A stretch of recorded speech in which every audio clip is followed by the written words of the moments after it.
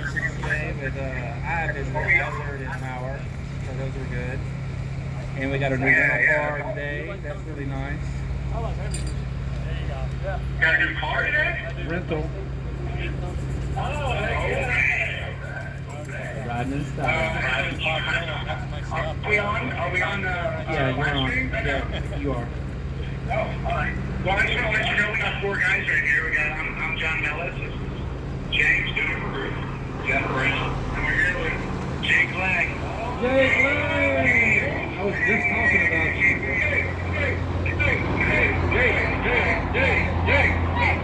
And we can't forget doo-doo. Liberty or death, guys. So I just want to remind everybody out there, Jake is here for the first night since February of 2022. He got moved down here right here almost a year and a half ago. And he's been traveling around the country to different jails. Down on the East Coast, forever. Racking up my political prisoner frequent flyer miles. Yeah, he got street cred. Yeah, he wrote a book, Patriot Prisoner. He almost got stabbed a couple times. Yep. And I narrowly escaped with my life from Brooklyn, MDC. To join my brothers back here. And his J6legal.com has been really taking off as well. So we're glad to see him back. And that's .org. J6legal.org is now if we're gonna plug, let's plug correctly. Nikki's got a question for you, Jake. Nikki's got a question. Mickey, sweetheart, God bless you so much. Yeah, back at you. So I'm just wondering, because I was at your hearing the other day and they were talking about where to put you, and so they decided to bring you to DC and leave you here? I guess they just spun a raffle and just picked DC Gulag. I don't know, just randomly, I don't know. I guess when I got here, I was still on loss of privileges. I wasn't able to order commissary. My tablet didn't work. Because I left from the hole last time I was here on a 10-day hunger strike. They dragged me out.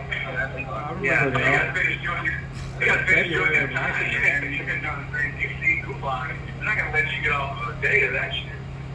Mickey, thank you so much for coming to my court hearing, though, the support, and just having your guys' spirit in the courtroom just changes the whole entire environment in there. And I even pointed back to you guys multiple times about speaking. I'm like, so we see you guys. We have video investigators here, mothers such and sisters here. That we have supporters. We're not just random criminals. We're patriots, and we have people who love us. Yeah, and yes, and we love you guys back. Thank you for that. We need all love we can get out there. So that's why I was asking what they were going to decide to do. Because when I left, Metcalf was still talking to the judge about him sending you to Brooklyn because Metcalf would have access, and then Metcalf said that he could stay here in DC too. So that's why I'm glad you're out of that cesspool and at least you got something. And hey, Jake, real quick, you met Tommy, right? I know you did. Tommy Smith, is he in the pod now? I didn't just meet him. We were just locked in an 8x10 cell together for the last 7 days. Tommy Smith's in this pod right now, too. Tommy Smith is the salt of the earth. Yeah, he's a good man. Yeah, he's a good friend of Tommy. Yeah, so really. We're counting on y'all to take care of him. Oh. He is a good friend.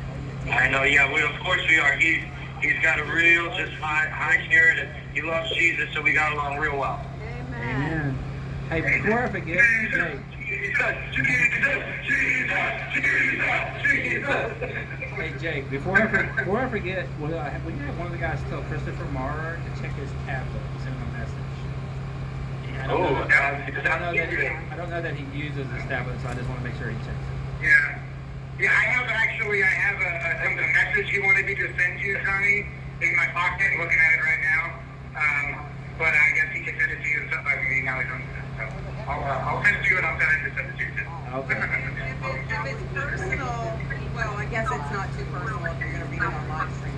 But it would be to, but you never know with y'all. Yeah, I don't know what. No, I think it's just his lawyer's name and information. So.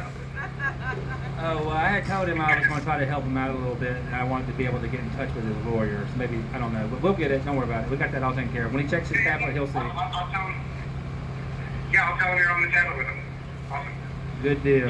You guys say how amazing it feels to just know you guys are just a few yards from us here, supporting and in prayer. And I mean, being out in all these different places for the last year and a half, where the support was few and far between, knowing that you guys are just dedicated and maintaining your resolve and your convictions to be, with us in this trench is just, I don't know. It's a whole different spirit, just being back with the guys and being near our supporters and everything, and you guys being in the courtroom and stuff. I'm just floored, and I'm really grateful. Well, thank you very much. And look, I have a lady standing right here who's traveled to be on the corner tonight. I don't know if you know her already or not, but I'm going to let her say a few words real quick. Hi, Jake. This is Mary Therese. Hey, how you doing, sweetheart? I'm doing well, and I hear you have a few other guys there too, and just want to say what an honor and privilege it is to come on Fridays when we can and listen to you guys. You're heroes. You're heroes to us, and I thank you all for the strength and courage that you show every day, because you're doing it for us, and we appreciate it. And I just want you to know that when the numbers are few out here, it doesn't matter. There are hundreds on live stream, and thousands and thousands, Tommy says, and we watch when we're not here. So thank you all so much. And I think it's our honor to be here in support of our country. It's just our duty as Americans, right?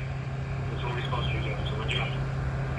This is Kevin. I'm married to Mary Therese, and we try to get down here when we can. And I tell you, we appreciate you guys, and we try to get in there and visit and give you guys encouragement. And we always leave more encouraged by you guys after talking to you. So thank you so much for being strong and just being a good example of just true character and courage. The country needs right now more people willing to show true grit. I'm here with the best of them right now. I love these guys so much. So Jake, since you're on here real quick, let me tell. We get new people watching the live stream all the time, which is exactly what we want, right? So I remind people, sometimes they may not have heard the stories from a year ago, some of our guys, right? So I do want Jake, and I'm not just saying this because I know you now and all that, but Jake Lang, in my opinion, probably prevented the death of at least 5 to 10 other people on January 6th. When Jake Lang got between us and the cops screaming, you're killing them, and they were constantly macing him, it did cause what I was praying for in the moment, which was a moment of calmness to come over the crowd so we could get up and get away from them. And Jake's actions caused that to happen. I was there, I witnessed it happen. Amen. So thank you, Jake. Thank you, Tommy. I don't know about all that, but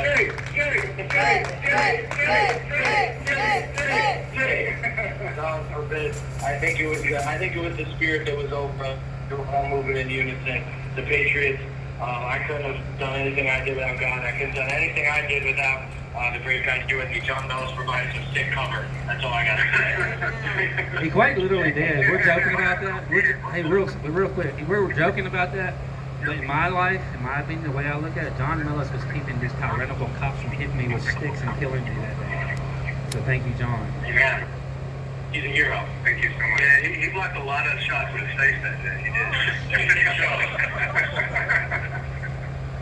I'm serious. I mean, we're trying to joke, but this is all quite literally true, though. It is all quite literally true. And I know that there's 10 or 12 other guys in there that were trying to do the same thing. I just, I can't say I personally saw all of it that day. Yeah. Me and Dudu were down there in that tunnel, man, getting moved and swayed around by that crowd. But I know that, shoulder to shoulder, I wouldn't rather be with any other guy. You're right, brother. Thank you. And Dudu was actually everywhere that day. If you look at footage of January 6th in the rotunda, in the rotunda, he's in the rotunda. And then there's footage of him in the tunnel outside on the west side of the building. Where the hell is a huge building? I was looking at the restroom. Looking for a restroom, nothing wrong with that. Public restroom, we pay taxes.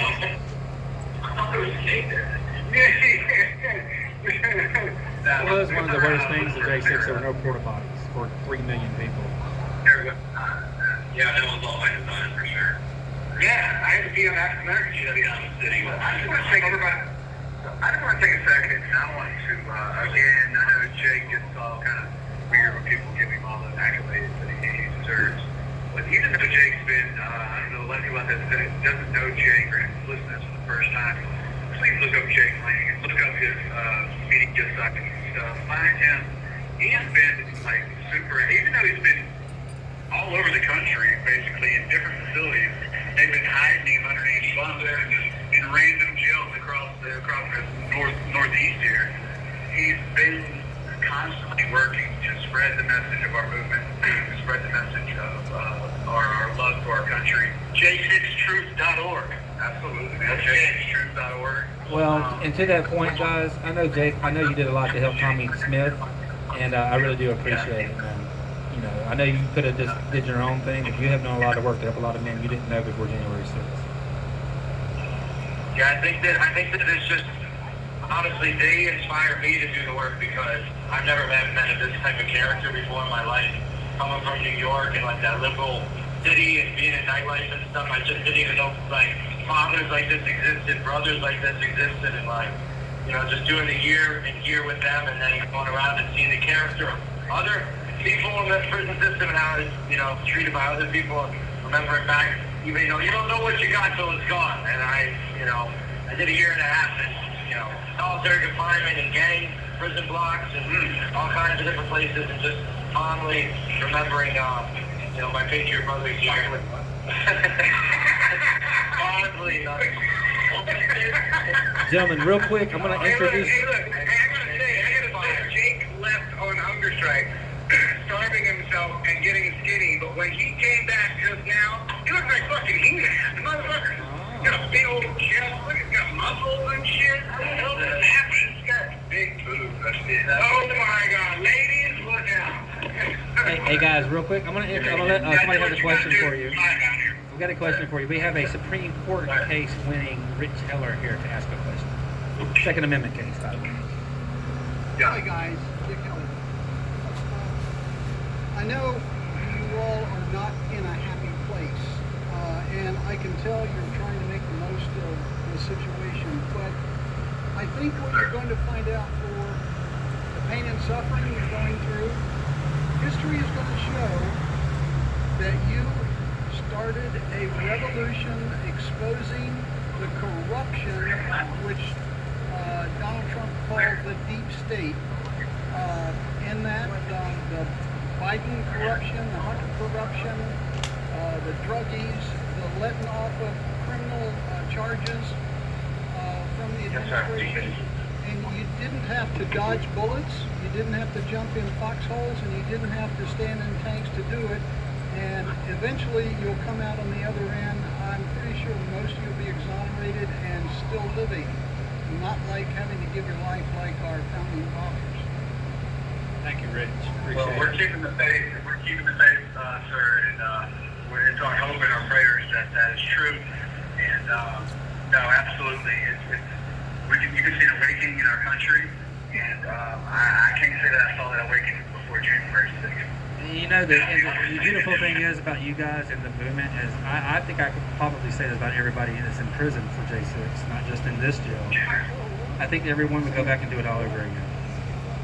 I think they would go back to January 6th and be counted and stand up for what they believed in. I don't think this has scared our people. What happened, what we were there for, we still believe that this was a stolen election. They literally stole it right out from underneath us. We didn't have all the details at the time.